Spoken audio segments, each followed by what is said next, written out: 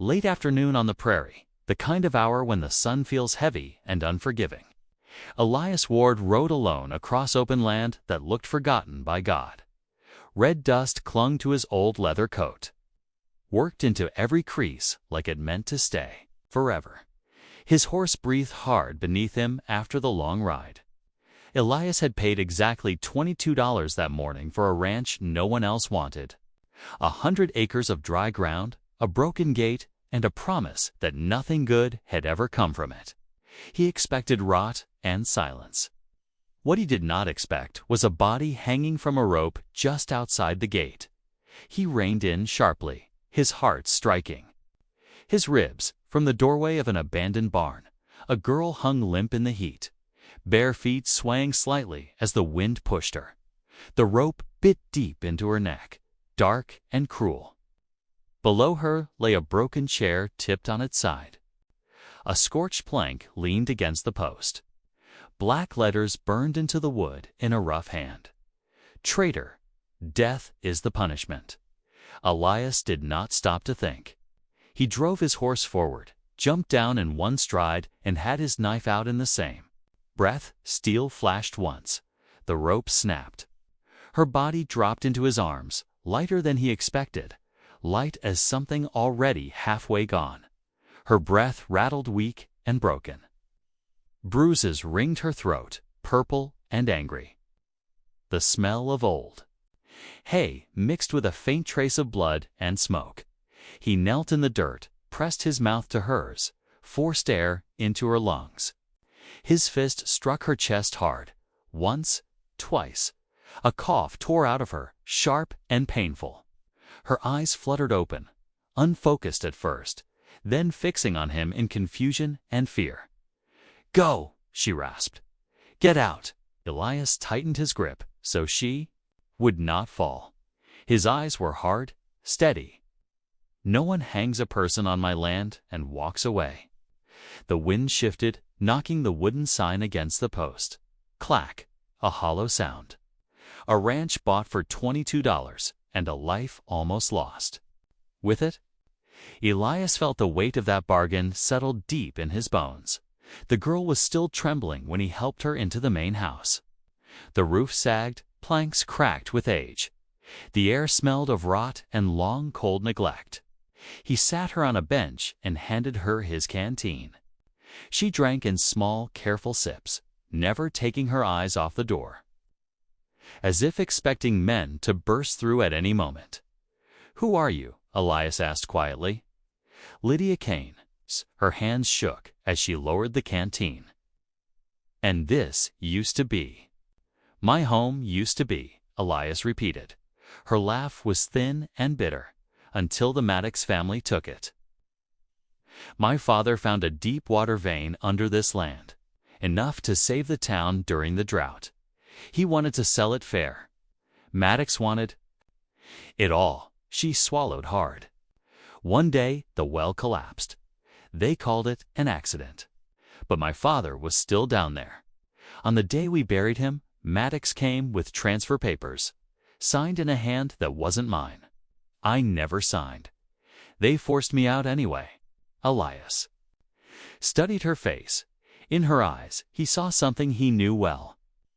The look of someone who had lost everything and refused to bend. And today, he asked, was the hanging a warning? "They've been hunting that water for 3 years, Lydia said. "I have my father's map, his surveys. No one else knows where the vein runs."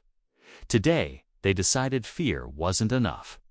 A gust of wind drove dust through the open window. Elias looked out at the empty land. It bought dirt and silence. Instead, he had inherited a fight soaked deep into the ground. "Do you have anywhere else to go?" he asked. She shook her head. "Only the well and the men who want it." Before Elias could answer, a sound rolled in from the distance. Hoofbeats. Not hurried, not lazy, measured, intent. Elias and Lydia locked eyes. They both knew this was not a friendly visit. The sound grew louder. 3 riders emerged through the dust. "Harper," Lydia whispered. "Wade Harper, Dax's enforcer." She moved quickly. lifting a worn rug and pulling up a loose board. Beneath it was a small wooden box. Inside lay rolled parchment and yellowed pages marked with careful lines and notes. A lifetime of work. The map, she said. The main vein runs under the north pasture. Outside, the hoofbeats stopped. A voice called out, calm and dangerous. "Ward, heard you just bought this place. We need to talk." Elias stepped onto the porch. 3 men waited. Harper sat in the center, hat low, eyes sharp. The others rested easy near their guns. "What do you want?" Elias asked. "Something." "That doesn't belong to you," Harper replied. "Water." Elias did not blink. "You're standing on my land." Harper smiled without warmth. "Then I think I'll stay a while." The silence thickened. Inside the house, Lydia held her breath. The wind knocked the hanging sign again. Clack! And Elias knew this was only the beginning. The silence in the yard felt heavy, like the land itself was holding its breath. Elias stood on the porch, his body angled just enough to block the steps. His hand rested close to the grip of his revolver, not touching it, but ready. Across from him, Wade Harper leaned forward in his saddle, studying the ranch like a man already counting what he planned to take. "You know how this works," Harper said calmly. "Water is worth more than gold out here, and gold doesn't stay in the hands of strangers for long."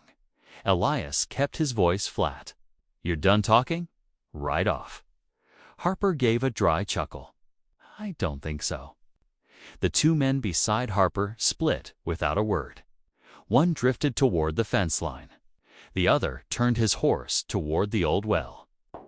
They moved slow and confident, like men who believed the ground already belonged to them. Inside the house, Lydia stood frozen. Her eyes stayed on the loose floorboard, hiding the map. One wrong step and everything her father had died for would be gone. "You're not searching anything," Elias said. He stepped off the porch and planted himself in the dirt, cutting off the path toward the house. No one sets foot inside. Harper slid down from his saddle. His boots hit the ground with a soft thud, spurs jingling like a slow count toward something ugly. He closed the distance until only a few steps separated them. "Ward," he said quietly, "I'll give you one chance. Bring the girl out, hand over what she's hiding. We ride away peaceful." Elias did not move. "No one here but me." Harper's eyes flicked toward the house. His smile thinned. "You're betting your life on a lie." He nodded once. The man near the well turned back toward the house. Elias shifted, blocking him again. His hand slid closer to his gun. The wind picked up, dragging dust across the yard. The hanging sign clacked against the post, loud in the silence. Then the floor inside creaked. It was soft, barely a sound, but it was enough. Harper's head snapped toward the door. "So there is someone." "Could be a cat," Elias said evenly. "Or your shadow." Harper's smile did not reach his eyes. He motioned to the man on his left. "Circle the back." Elias stepped forward, cutting him off again. "No one goes around this house." For a moment, no one moved. 3 men stood with hands hovering near their guns. One wrong breath could spill blood into the dirt. Then another sound rolled in from far off, hoofbeats, fast. Many of them. Harper frowned, turning slightly. "Friends of yours?" Elias did not answer. Inside the house, Lydia's heart hammered. She whispered a single word to herself. "Sheriff." The hoofbeats grew louder, heavier. Dust rose along the eastern trail. 5 riders broke into view, riding hard. At their head was Sheriff Colton Bennett, long coat snapping in the wind, silver badge flashing in the sun. The riders fanned out as they reached the yard, cutting off every escape. Rifles came up, aimed straight at Harper and his men. "Wade Harper," Bennett called out. "Take your hand off that gun." Harper laughed low. "Sheriff, just welcoming the new owner." "It stopped being friendly when you murdered Thomas Cain," Bennett shot back. "And I've got a witness." The yard fell dead quiet. Lydia stepped into the doorway. Harper's eyes cut to her, sharp and cold. "Witness," Harper said. "Let me guess. Some drunk?" "Pete Hardin," Bennett replied. "Saw you pull." The brace saw the well collapse with Cain still inside. "And with his statement and the papers on that water vein, I've got enough to put Maddox away for good." Harper's jaw tightened. His eyes flicked between Lydia and Elias. "Papers," he said softly.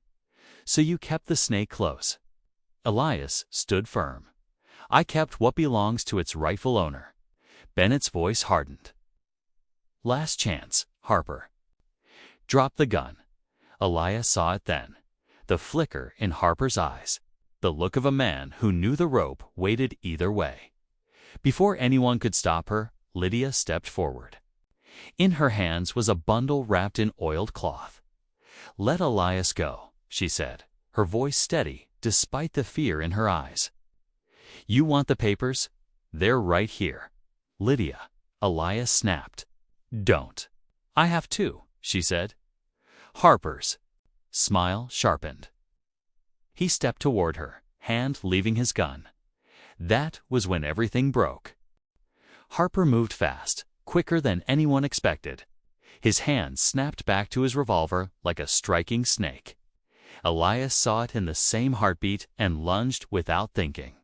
He shoved Lydia hard to the side, his body turning as the gunshot cracked. Through the yard like thunder, pain burned along Elias's arm as the bullet tore through his sleeve, grazing flesh. He staggered, but stayed on his feet.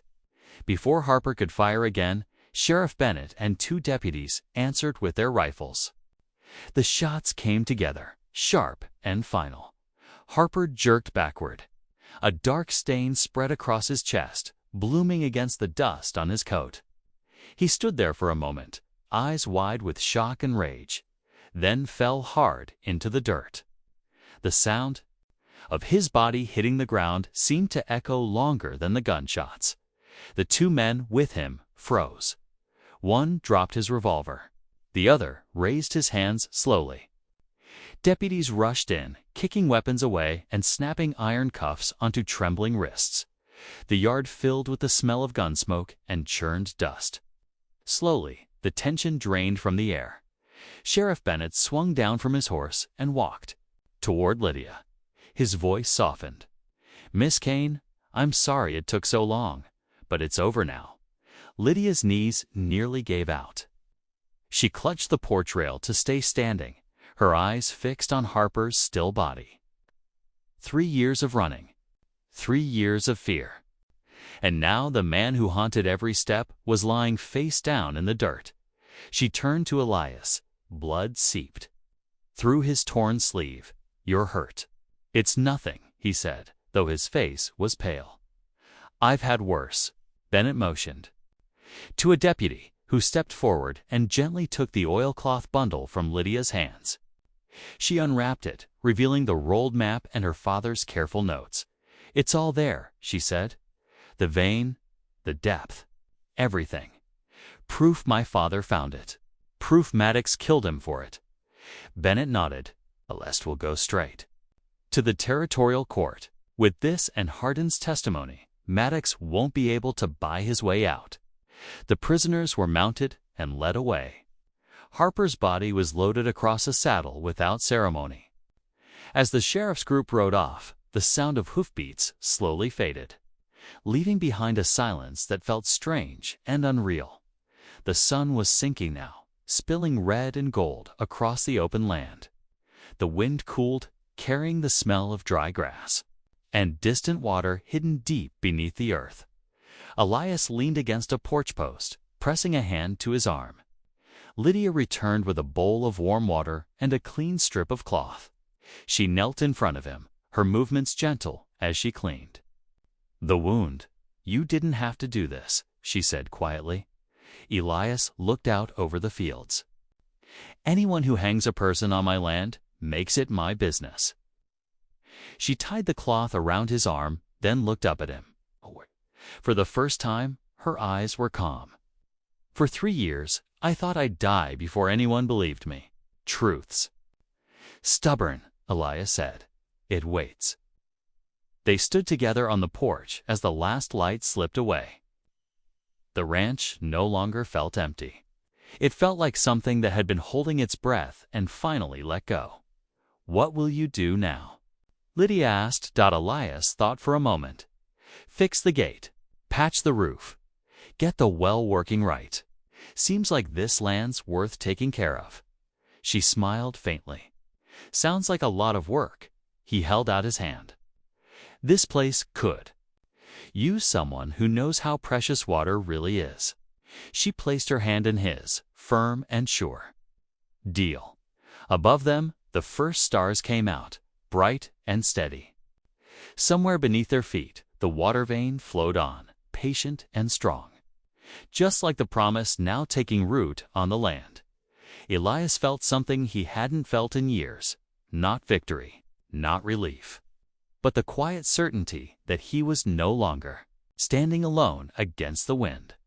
Out here in the West, land and water were worth plenty. But the rarest thing of all was a person willing to stand beside you when the ground itself tried to give way.